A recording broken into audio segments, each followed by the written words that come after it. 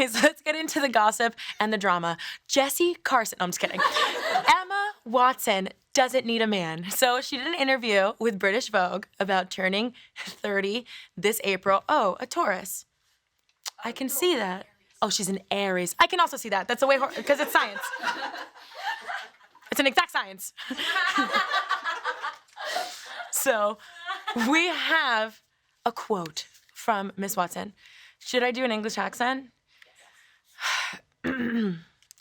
If you have, I fucked it up already.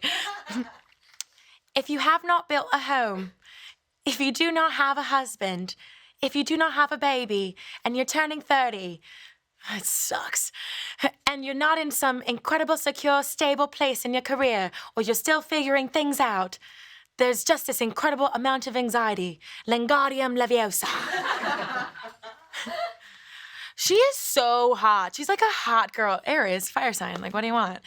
So reading that, I have anxiety because I have one of those things. Not a husband, not a baby, not a home. I am turning 30.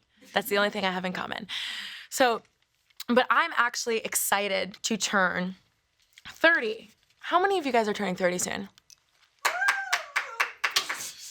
We're fucked. But I'm excited because I feel like I'm gonna wake up and I'm like, oh my God, I'm a grown up and I just checked my credit score. It's so good. You know, like I feel like that's just like gonna naturally happen to me.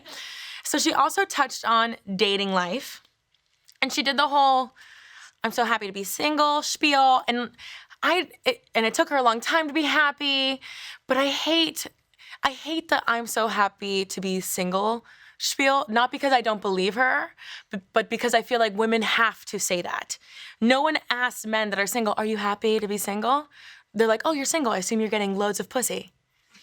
And he's like, yes, I am.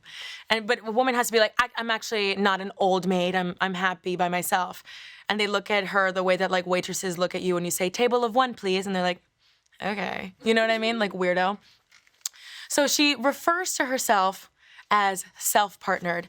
Reading that, I thought, oh, I get it. You masturbate, but no. But no, she says that she just like is in a relationship with herself and she's getting to know herself and she's very, very happy doing so.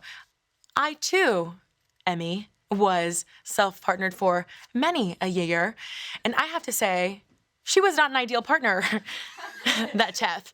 She partied way too much. She was very lazy, did not work out, did not care about her health. She put us in credit card debt. No one needs that much seamless. Learn to cook, Tef.